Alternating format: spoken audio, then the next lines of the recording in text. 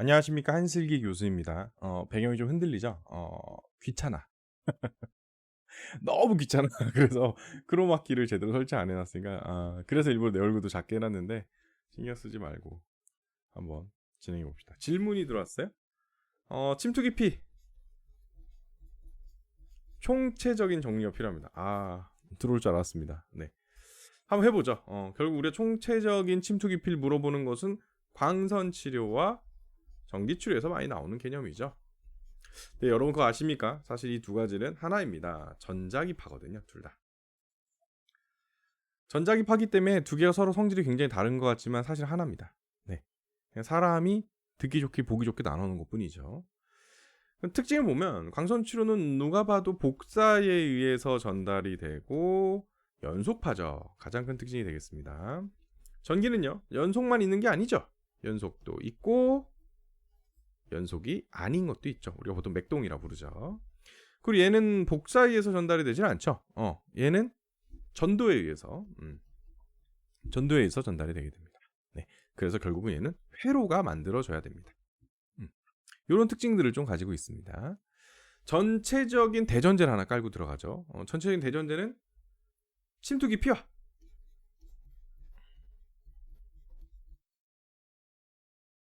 파장은 비례합니다. 다시 말해서 파장이 길수록 깊이 침투합니다. 왜 그러느냐? 파장이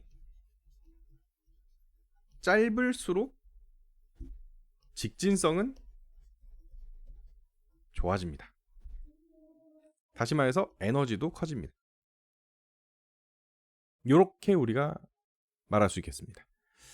그래서 내가 어떤 벽이 있다. 직진성이 좋고 에너지가 좋기 때문에 파장이 긴 것과 파장이 짧은 것이 있다면 뚫고 들어가기에 더 용이한 것은 파장이 짧은 것입니다. 왜? 힘이 좋으니까요. 그런데 그렇게 따지면 말이 안 되잖아요. 그런데 아시다시피 광선이나 전기는 심지어 회로가 만들어져야 되고, 광선은 저거 생각보다 잘 못 뚫어요. 그죠? 못 뚫기 때문에 뚫을 수 있을 정도가 돼야 되는 에너지가 생각보다 그렇게 많이 있지 않은 거예요. 그러니까 분명 에너지는 더 크고 직진성이 좋아요. 그런데 뭐가 있느냐? 파장이 길면 직진성이 떨어진다는 얘기는 다르게 표현하면 뭡니까? 유연합니다. 그러니까 파장이 짧으면 유연성 떨어집니다. 근데 파장이 길면 유연성 좋아집니다. 그래서 얘는 유연하니까 어디 보자, 이거 뚫렸네? 라고 들어가는 거예요. 얘 들어가는 거예요. 그래서 이 두께가 두꺼워지면 아니면 강해지면 얘가 파장이 짧은 애가 에너지가 크고 직진성이 좋아도 뭐 두껍고 센다는데 이게 뭐 어떻게 뚫고 들어가? 반사가 되겠죠. 그죠? 못 뚫고 들어가겠죠, 한마디로. 왜? 얘는 유연하지가 않아. 유두리가 없어. 얘가 직진성만 좋거든. 얘 못 들어간다.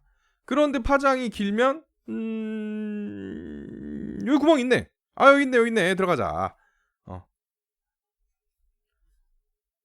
이 구멍 있네. 이렇게 들어가자. 이런 식으로 들어가서 침투가 잘 되더라.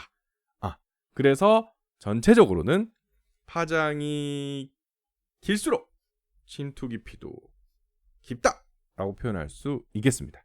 자, 그러면 이제 예시를 한번 들어볼까요? 먼저 광선부터 가보겠습니다. 광선은 보자. 우리가 배운 게 기억해야 되는 게 뭐가 있죠? 770 나노미리부터 1500 나노미를 뭐라고 한다? 여기를 근적의 선이라고 합니다. 1500보다 긴 거를 우리가 원적의 선이라고 합니다. 그리고 가시광선이 있고요. 그리고 언저리 한 290 나노미를 포함하는 자외선이 있습니다. 이 근자는 가시광선으로부터 가까울 근자입니다. 원자는 그렇다면 당연히 멀리 있어서 원자고요. 파장의 길이로만 얘기하면 원적의 선과 장파 적외선은 같은 말입니다. 단파 적외선과 근위 적외선은 같은 말입니다. 네, 가시광선으로부터의 거리를 기준으로 해서 얘기할 거냐, 정말 파장의 길이를 기준할 거냐에 따라서 이름은 바뀌지만 사실 같은 겁니다. 그래서 결과적으로 그렇다면 가장 깊이 침투해야 되는 것은 원적외선입니다. 왜? 파장이 길수록 침투를 잘한다고 얘기했으니까요. 그럼 실제로 이 순서대로 침투를 잘하냐? 아니요. 실제 침투를 제일 잘하는 건 얘네고요. 그 다음 침투 잘하는 게 얘고요. 가장 침투 못하는 게 얘입니다. 아니 교수님, 그러면 파장이 길수록 침투를 잘한다는 말이 안 맞잖아요. 야, 2, 3번은 맞잖아. 자외선 침투를 못하는 거 맞잖아. 맞아, 이거 맞잖아. 그러면 이거는 왜 순서가 바뀌었냐 이거지. 얘는 왜 바뀌었냐? 물하고 어떤 놈이 얼마큼 친하냐가 달라졌기 때문입니다. 물이라는 애는 전자기파를 흡수합니다. 물은 전자기파를 흡수합니다. 그런데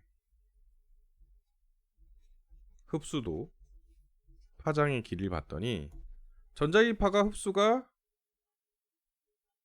이렇게 돼요. 그래프가.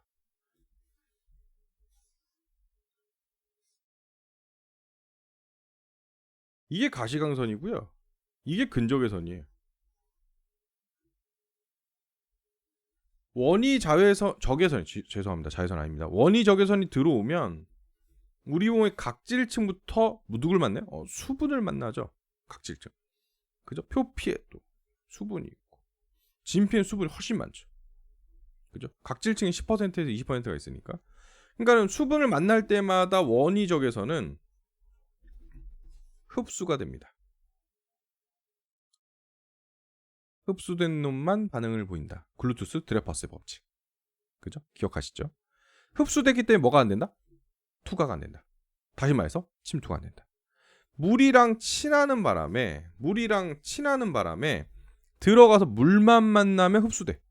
그러니까 깊이 들어간 놈 별로 없는 거야. 그런데 근위적외선과 가시광선은 안 친해. 물방울이 있어? 들어간다? 물방울이 친구야 놀자.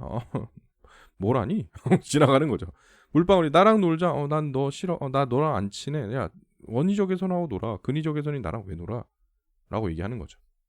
그래서 근위적외선은 깊이 들어가는데 얼마나? 1cm 들어갑니다.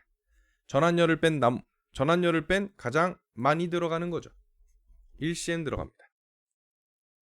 그런데 원위적외선이나 자외선은 그거보다 훨씬 못 들어갑니다. 그 이유가 뭐다? 물하고 얼마나 친하냐의 차이에 의해서 그렇습니다. 결론만 말하면 광선치에서 가장 깊이 들어가는 것은 근위적외선입니다. 물론 가시광선도 1cm 들어가요. 근데 가시광선 치료 안 하거든. 없는 건 아닌데 안 하거든. 그리고 그 다음이 원위적외선. 왜 파장이 더 긴데도 깊이 못 들어가냐? 왜? 물하고 친해서. 자외선은 물하고도 근위적외선이나 가시광선보다는 친하고, 그리고 또 있죠?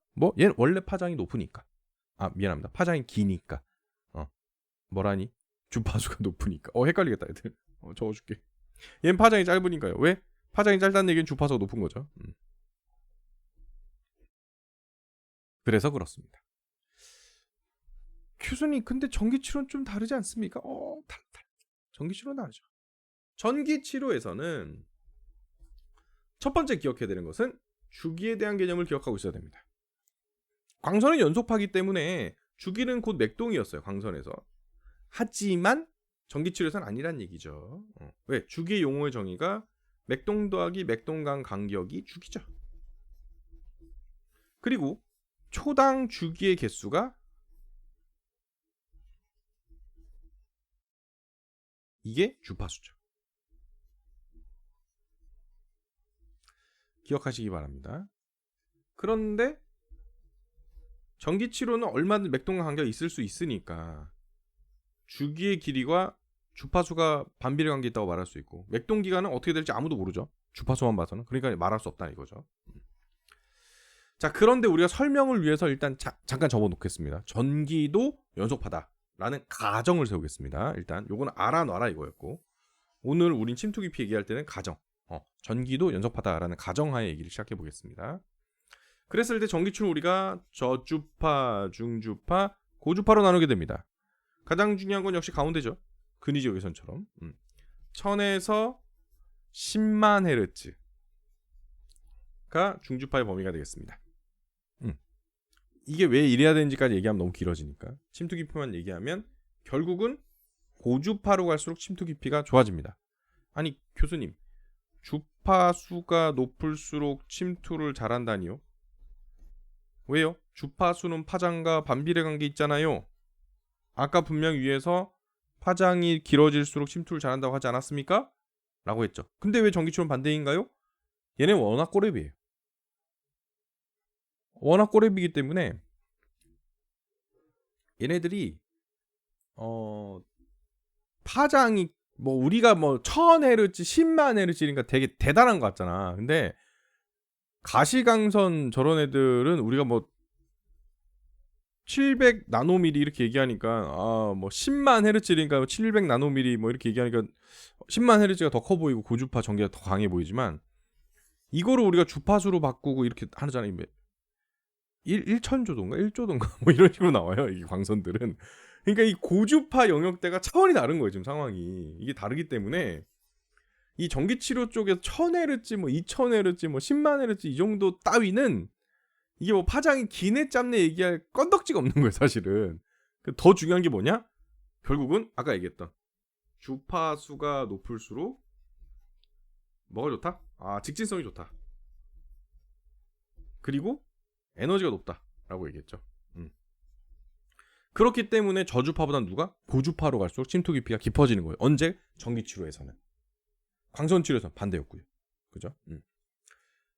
자, 여기까지만 이해해도 참 고맙겠는데 하나 더 있지. 그렇긴 한데 고주파 내에서는 또 아니야. 저, 중, 고 중에서는 얘가 원픽이야. 얘가 제일 침투 잘해. 그런데 고주파 내에서는 저주파일수록 침투를 잘해요. 고주파 내에서는 저주파일수록 더 침투를 잘한다. 왜? 직진성이 좋다는 얘기는 또한 다르게 얘기하면 반사가 너무 잘 돼요. 그래서 고주파 내에서는 고주파 중에서 고주파인 애들은 반사가 너무 심해. 뭘 들어가야 뭐 침투를 하건 말건 하지. 그런데 고주파 중에서 저주파인 애들은 에너지가 충분히 높기 때문에 잘 들어가기도 하지만 또 반사가 앵간하게 낮아. 그래서 더 잘 침투하는 거야. 이 고주파는 전기뿐만 아니라 누구도 해당된다? 초음파도 해당합니다. 그래서 우리가 고주파 치료할 때 단파 치료가 있고 극초단파 치료가 있잖아요. 극초단파가 파장이 훨씬 높아요. 미안합니다. 주파수가 훨씬 높아요. 파장이 훨씬 짧아요. 그런데 더 깊이 들어가는 건 단파가 더 깊이 들어가요. 왜? 극초단파는 뭐가 심하다? 반사가 심하다. 그래서 깊이 들어갈 놈 자체가 없다. 초음파는 대표적인 애가 1MHz하고 3MHz가 있죠. 누가 더 침투를 잘한다? 1MHz가 침투를 더 잘한다. 그럼 누가 더 세다? 에너지양은 당연히 주파수가 높은 3MHz가 더 세다. 같은 얘기 반복이지만 전체적 정리를 한번 해보도록 하겠습니다. 광선치료에서 가장 침투를 잘하는 것은 근위적외선이 되겠습니다. 다른 말로는 단파적외선입니다. 그 다음은 원위적외선이고요. 그 다음이 자외선입니다. 물론 여기에 우리가 잘 사용하지 않아서 그렇지 얘도 들어갑니다. 가시광선도 포함이 됩니다. 사실은 요게 순서고요. 전기치료에서는 당연히 고주파가 제일 침투를 잘하고 중주파가 그 다음 침투 잘하고 저주파가 침투를 제일 못합니다. 근데 고주파 내에서 갈라봤더니 고주파 내에서 저주파일수록 침투를 잘하고 고주파 내에서 고주파인 애들이 덜 침투를 잘합니다. 둘 다 침투를 잘하긴 잘하죠. 자, 이렇게 우리가 구분이 되겠습니다. 구체적인 숫자라든가 이 근거까지는 알 필요 없을 것 같은데 구체적인 숫자들은 좀 기억을 했으면 좋겠네요. 770에서 1770에서 가시광선 빼고 1500 나노미리가 그 범위라는 거. 1000Hz에서 10만 Hz라는 거. 그리고 초음파일 경우에는 3MHz가 더 침투를 잘 못하죠. 1MHz가 제일 침투를 잘한다는 거. 이런 숫자들은 좀 기억을 해놓으면 좋겠습니다. 침투 깊이는 이 정도 설명하면 될 것 같은데 혹시 부연 설명이 더 필요한 거 있다면 제가 빼놓은 게 있다면 물어봐 주세요. 그 밖에도 또 질문해 주시면 이렇게 영상 잘 찍어서 설명드리겠습니다. 하이.